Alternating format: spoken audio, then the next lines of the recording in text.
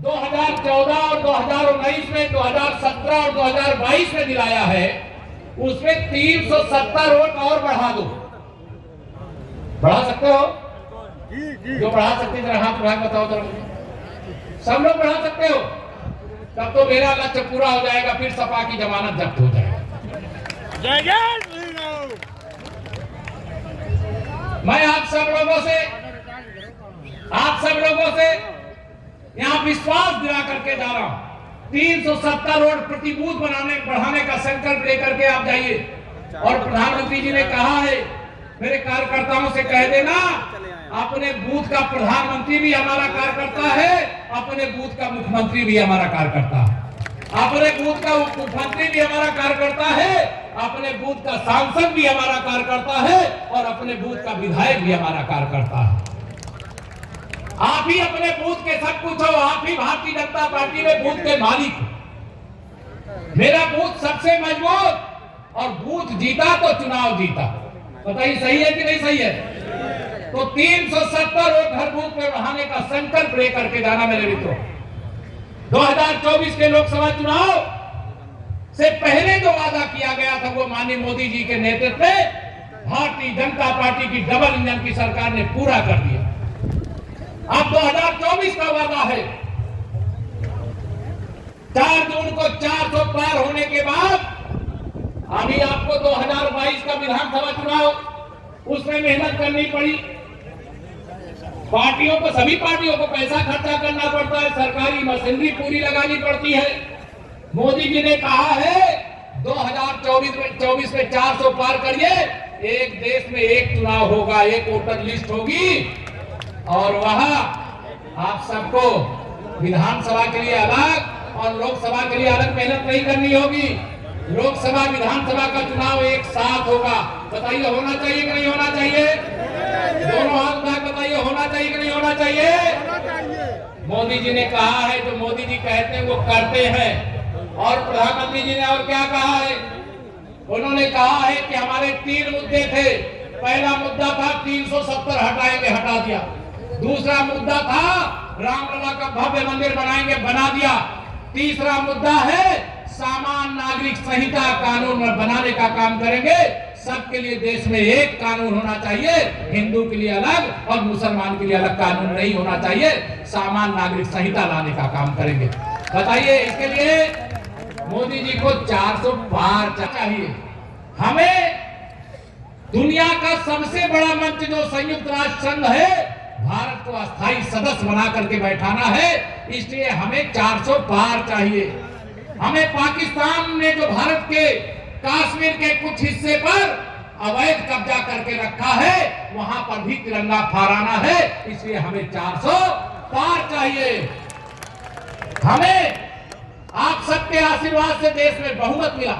पहले पाकिस्तान के आतंकवादियों की फैक्ट्री से प्रशिक्षण प्राप्त करके आतंकवादी आते थे और भारत के सैनिकों को और भारत के नागरिकों को मार करके चले जाते थे। भारत उसका जवाब नहीं दे पाता था। लेकिन अगर आज पाकिस्तान को उसके घर में घुस करके मारने का काम कोई कर रहा है, तो आप सबके आशीर्वाद से भारत के वीर सैनिक कर रहे हैं, मोदी जी के नेतृत्व वाली सरकार के समय कर रहे हैं। इसके पहले कभी सुना था क्या एयर स्ट्राइक, सर्जिकल स्ट्राइक हुई हो? चीन दुनिया में अपने को दाना समझता है। गालवान घाटी के कुछ हिस्से पे घुस आए थे। हमारे आपके ही भाई बहन देश की सेना के जवान हैं। गालवान घाटी पर चीन के सैनिकों को पटक पटक करके मारा भारत के वीर बाबरों ने। ये भारत है आज 56 के सीने वाले का। अब वो भारत नहीं है जो मार खा ले और चुप रहे। अब वो भारत नहीं है कि कोई तुम्हारे एक गाल में चाटा लगाए और दूसरा गाल उसके सामने हाजिर कर दो। अब ईंट का जवाब पत्थर से देने वाला भारत है, गोली का जवाब गोला से देने वाला भारत है। इसलिए आज भारत की ताकत बढ़नी चाहिए कि नहीं बढ़नी चाहिए? इन सब के लिए 400 पार होना चाहिए कि नहीं होना चाहिए? दोनों हाथ में बताइए, होना चाहिए कि नहीं होना चाहिए? इसके लिए आप सबको आशीर्वाद देना।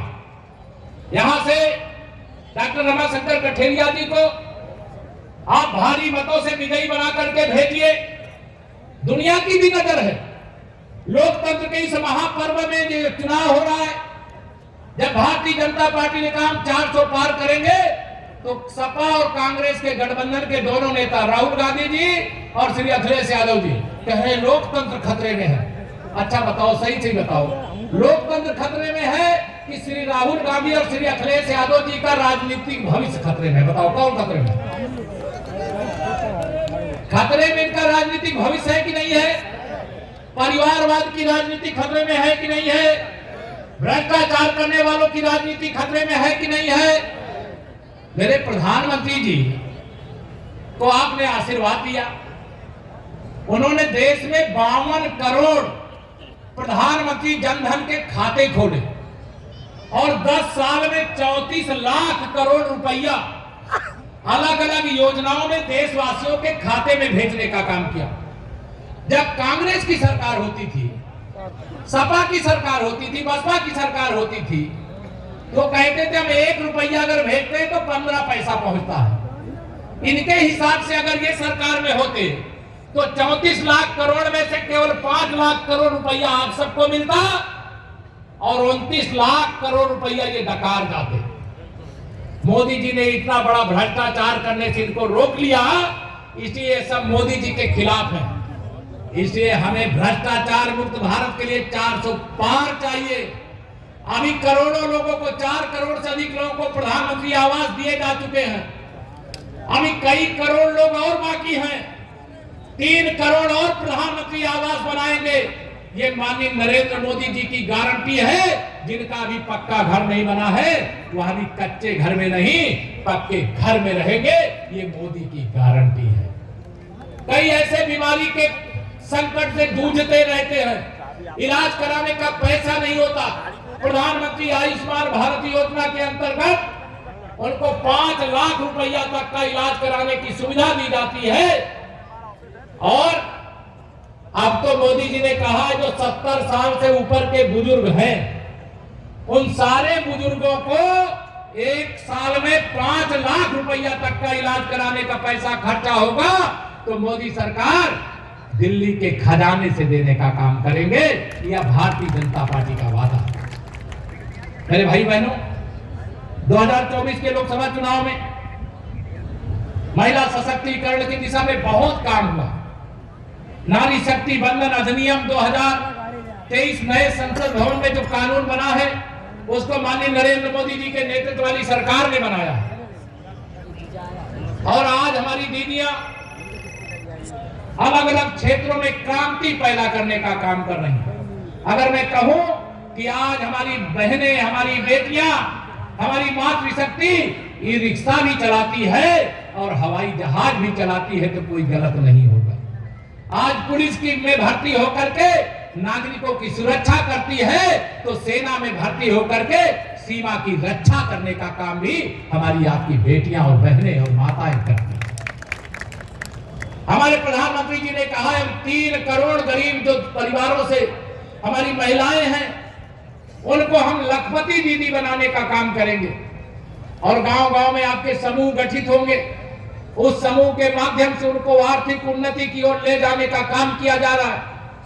400 पार इसलिए चाहिए कि इस देश के जो समाजवादी पार्टी वाले हैं आजकल बड़ा गुस्से में है मुझ पर। आपको मालूम है कि नहीं? आप तो इटावा वाले बहुत, आपको मालूम होगा। मैं कहता हूं कि अच्छा बताओ, जब उत्तर प्रदेश के मुख्यमंत्री श्री अखिलेश यादव जी थे, मैंने केवल आपसे भी पूछना चाहता हूं, इटावा वाले ज्यादा जानते हो, जिस गाड़ी में सपा का झंडा, उस गाड़ी में बैठा गुंडा होता था कि नहीं अखिलेश सरकार के समय? दोनों हाथ में बताओ, होता था कि नहीं होता था? अब मैंने सही बात बता दिया तो ये सब मेरे ऊपर नाराज हो गए। मैंने कहा सपा की सरकार उत्तर प्रदेश में थी, श्री अखिलेश यादव जी जब मुख्यमंत्री थे तो सपाइयों का नारा खाली प्लाट, खाली मकान, खाली जमीन, खाली दुकान हमारा रहता था कि नहीं रहता था? कब्जा करते थे कि नहीं करते? बताइए जरा। मैंने कहा श्री अखिलेश यादव के 3 यार आजम, अतीक और मुख्तार नाराज हो गए बड़ा तेजी से। अब मैंने कहा क्यों नाराज होते हो?